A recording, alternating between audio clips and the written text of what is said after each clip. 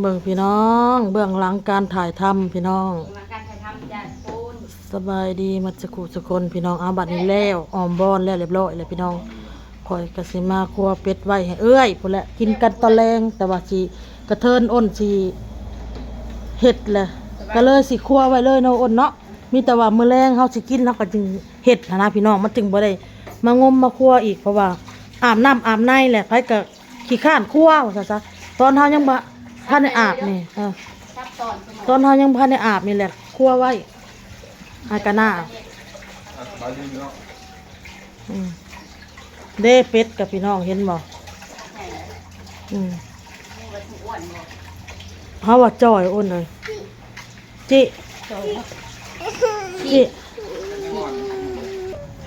ปวดขี่เพิ่นมาบอกพี่น้องเอ้ยน้องออโต้กี้ว่ะบ่แม่นปวดได้ขี่แล้วจึงบอกยังมีเนาะได้น้องปันเลยนี่น้องปันคาเบียเนี่ยเอาให้แม่อุ้มมันฟ้าตัวแม่เอ้ยเจ้าเผาเลยนะลูกก็สิเฮ็ดเลือดแป้งน้ำพี่น้องอันนี้น้ำปลากับน้ำเปล่าเด้อพี่น้องเด้อผสมกันอ้นเอาเลือดนี่3 หาพี่น้องน้ำปลา3น้ำหาเด้อพี่น้องเด้อหม้อเขากระพดแล้วเรียบร้อยพี่น้องอันน่าเสร็จบ่าวให้ร้านบ่เลยใดสิเฮ็ดว่าวให้อันน้องบอลพี่น้องเอ้ยมีแล้วอันน่ะทงยางค่ะ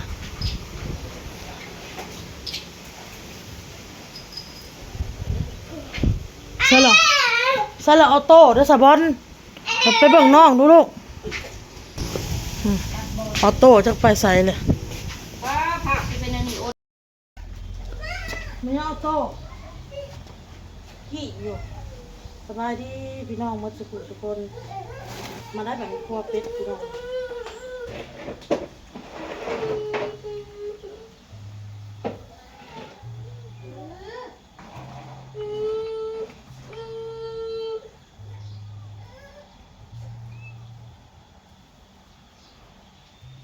ใครได้เปิดเพลงพี่น้องเอ้ย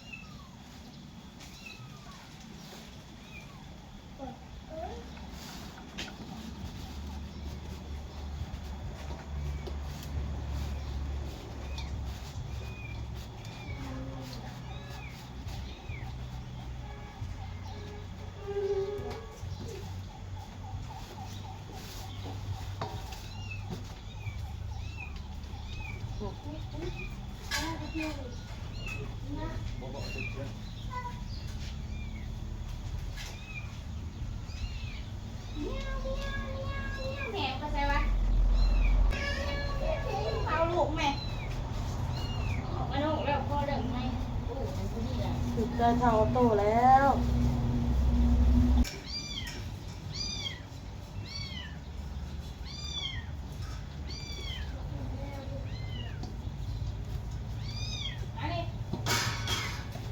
บอลใส่เนาะใส่นั่นแต่มันแหลมมาอีกนะคะขับพุ่งเนาะนั่นใส่ผมมันเองส่งมันโมเมนต์มันขี่สะบ้าเลยอย่าพัดคอตายจะตาย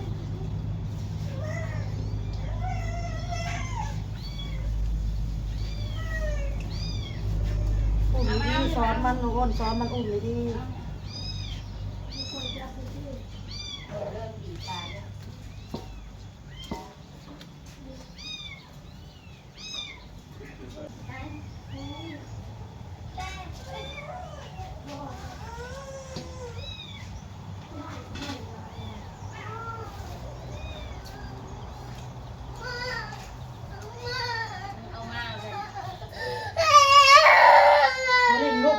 มาเล่นลงเด้อ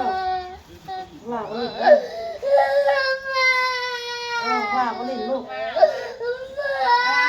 อันนี้มิดเอาอันนี้เอาว่าอุ้มดีๆมันอุ้มซื้อจะบีบคอแล้วลูก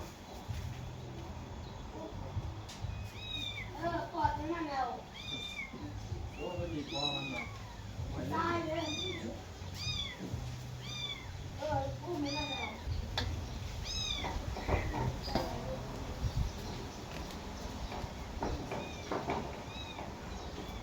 ดูหันแล้วกับลูกหันกับเขาหองเลย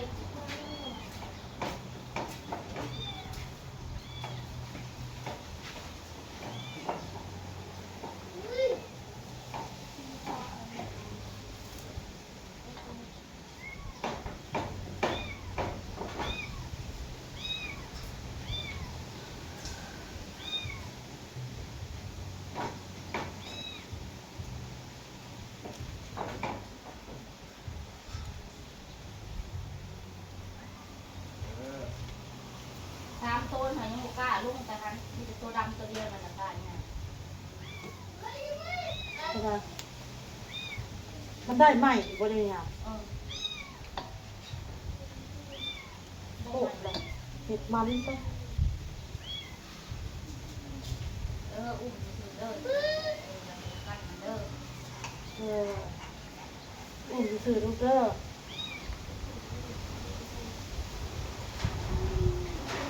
มันได้อ้นเลยอุ้มไปแล้วก็เด้อมันแพงมันกันหุ่นแล้วมันเห็ดหล่าแพงแมวบ่ลูกแพงซัดได้แบบนี้ลุงดีโลดล้มอยู่อ่ะยุบปากไก่จุกปากมันยุบปากมันได้เดี๋ยวเข่าปากนะลูกคนมันจะเข่าปากเขาดังนะเด็กตีปากมันแล้วกันจุกดีโลดจุกดีแล้วเพลงนะเพลงเอามาจะเห็นบอกมือก่อนนะแล่นใส่ลูกไก่จะจับเอาลูกมันแม่มันแล่นไทยเตะอย่าเตะคนนั้นแหละแล่นตายนะเอาให้สี่สไก่ว่าไก่เห็ดจะเพิ่น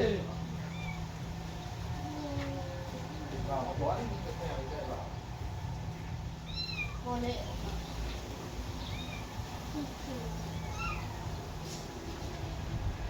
มึงเขาไปแล้วกับลุงอ่ะ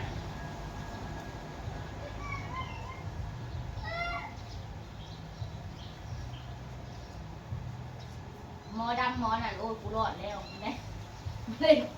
ได้ตัวลิ้นอันใหม่แล้วกูรอดแล้วหมอดำตัวนั้นกำลังเสร็จกำลังเสียงแล้วแต่กระจับไปแล้วขย้อนปึ้งลงแล้วก็มีอย่างนี้นะโอ๊ตโอ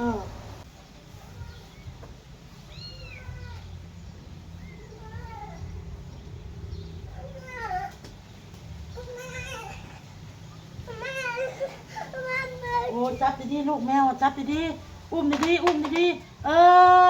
อุ้มมันนั่นเด้อบักหลาอุ้มมันนี่บักหลาเวทมันนั่นเด้อขอบใจดอกว่าแพงอุ้มดีๆเฮ็ดดีๆกับว่าจับดีๆแล้วมาลูก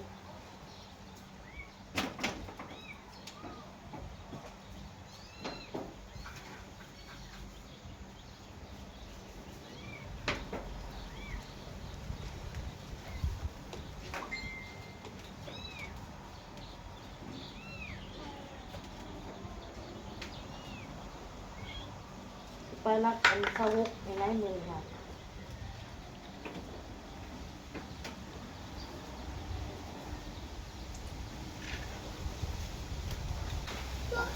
แค่ก่อนติดน้ำเงินน้ำซาเลี้ยงสะก่อนพี่น้องเลยจะหาน้ำอะไรจะไปคุณตอนแรกจะสิมาพี่อีก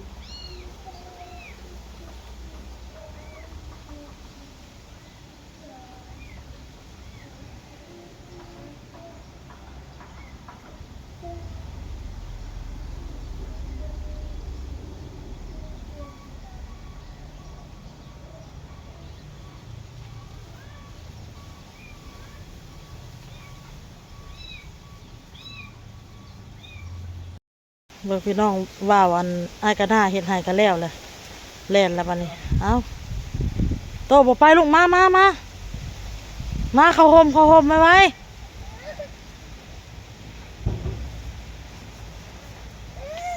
เข้าห่มนี่ไปห่มไหมเข้าห่มไหมไว้มันบ่ขึ้นบ่เลยนะใด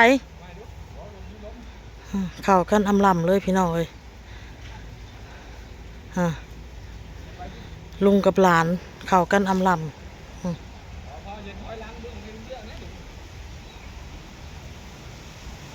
มาโตมาลงมา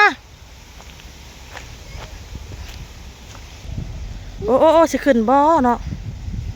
ห่านตกมันมีลมมันตก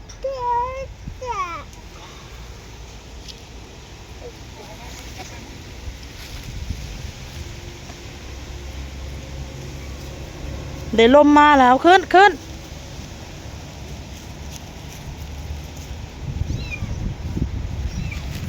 ไปลูกไป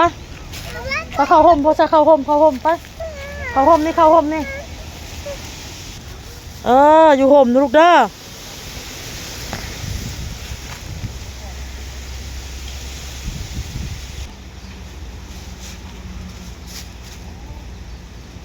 บ่ขึ้นซ้ำเป็ดอุ่นกับลูกคนลูกยังแล้วเรียบร้อยพี่น้องมันนี่ก็สิมาสำเร็จเด้อพี่น้องเด้อสำเร็จสิเฮ็ดอันนั้นเลือดแป้งแน่เลือดแป้งมันก็สิเอาเครื่องในแล้วก็เอาซีนนี่ละย่าพี่น้องถ้าน่ะก็สิผักขึ้นตอนเพิ่นสิเฮ็ดอบไว้อุ่น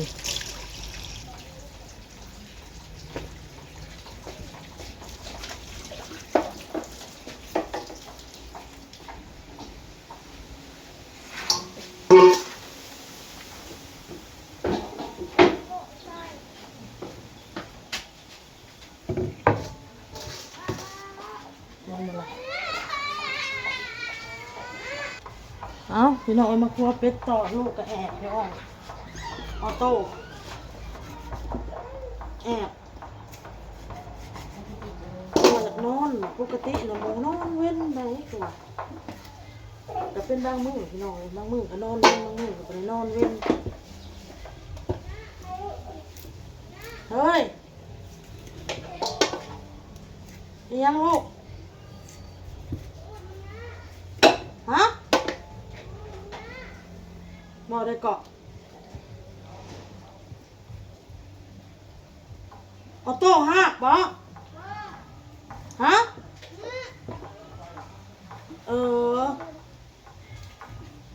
ลุงหน้าบ่จักได้จุ๊บดีนี่ลูก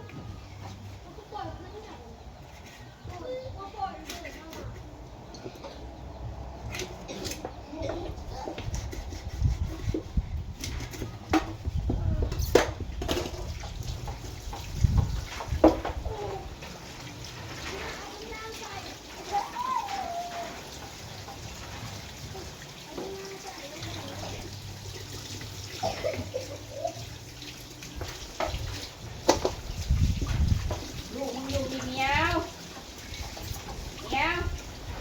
ออกมาลูกมึง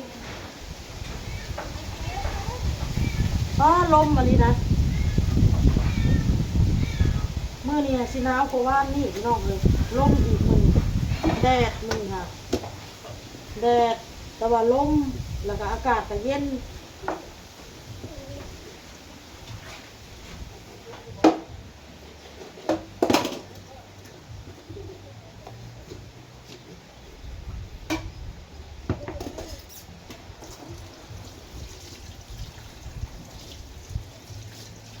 ลมหนาวเลยเขาแล้วได้หนาวเลยดิ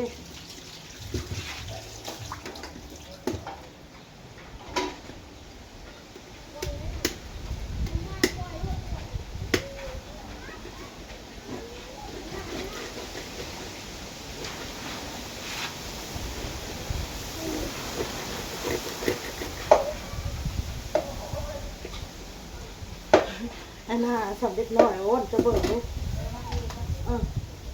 ว้าวตกโอ้ยว่ะ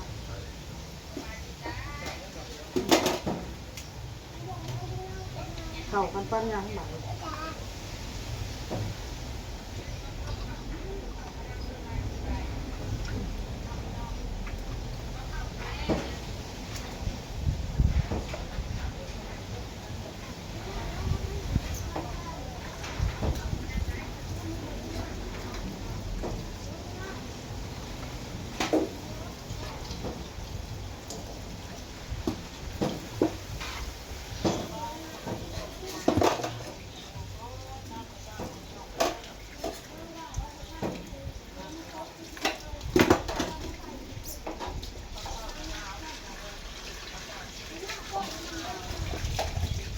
นมลกคนแล้วพี่น้องเอ้ย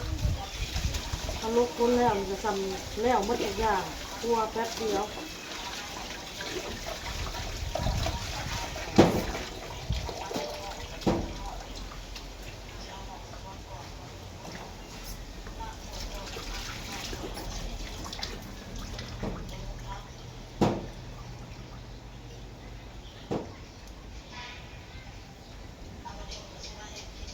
โอ้ยดีแตกค่ะ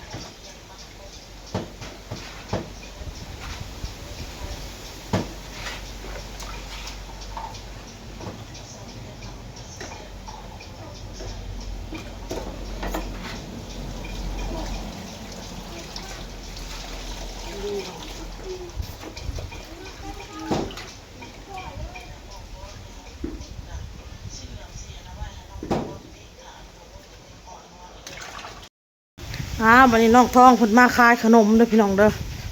กับหมูเพิ่น สบายดีจ้าปลาดุง นะกับหมูจะบ่ โอ้ยบ่ผ่านบ่แซ่บ อืม บ่แซ่บนะแม่ บ่แซ่บนะแม่แม่น้อยเฮ็ดเองบ่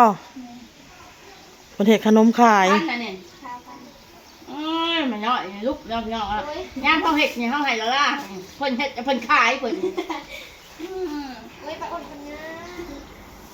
ซื้อใส่นิดหน่อยจะดำๆเลย มึงเป็นบ้ามามึง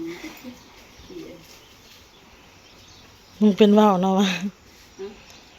เพิ่นแซดหาเฮาอยู่เฮายังถ่ายคลิปอยู่เฮายังบ่ได้เบิ่งเพิ่นแซดหาเฮาค่ะ จะขายขนม เพิ่นสิขายให้เฮาหั่นแหละธงนั่นน่ะคือสิแม่นธงเฮาโอนนี่ค่ะแม่นบ่หั่นเด้ แม่มาพิษเหรอ บอกเราได้ติดหนี้ได้มาเอามา โอ้ยเขาอุตส่าห์ติดตามจะเลย ติดหนี้ก่อน แซ่บว่าติดตามแล้วซื้อใส่เท่านั้นทุกช่องเลยเนี่ย ขอบใจติดตามหมดทุกคนไทย แมวน่ะได้ลูกอีแล้วโตไปอยากได้ไปเลี้ยงบ่ แม่ตัวเดียวน่ะก็เจ็บหัวที่ตายเลย เอาเลี้ยงหัวแล้วบ่ เดี๋ยวกิน โอ้ย ต้นเนี่ยน้อยเจ้าก็เลยได้นะรถเกียบตายแล้ว ฮะ รถเกียบตายแล้วรถเนี่ยตัวละลายมันไปอยู่ปุ่นเด็กตัวเจ้ามามันไปอยู่ปุ่นเด็กลายชีนสีขาวสีดำผสมกันแม่พิษยังวะนี่ยังวะแมวต้องเอาไปหันเห็ดปลาแห้งอยู่ในนั้นหันกินเรียบตีกับกาตีขากับกาขาความแพงนั้น ต้องตัวบ่เกลือมันหิว เกลืออยู่กับมือมันบอกกินมันตีกินแต่ซีนกินแต่หนังมาแบ่นะพิษแมวน่ะก็ได้ขอบใจเด้อ ว่าเพิ่นเป็นแม่ค้าได้เลยนางอันนี้นางน้อยๆนี่พี่น้องคันเราไปเป็นแม่ค้านี่ได้เพราะเราเว้าเป็นเด้ อยู่มอสองระยะ หมูนางทองพี่น้องเอ้ยเอาพี่น้องเอ้ยคลิปนี่ก็แล้วแล้วพี่น้องเอ้ยซอยตัวสิเฮ็ดตัวแป้งกันแล้วแล้วทุกตอนอบกันแล้วแล้วลาแล้วพี่น้องเอ้ยบัดนี้แล้วมื้อนี้พอกันคลิปหน้าอีกพี่น้องเอ้ยสบายดีพี่น้องบ๊ายบาย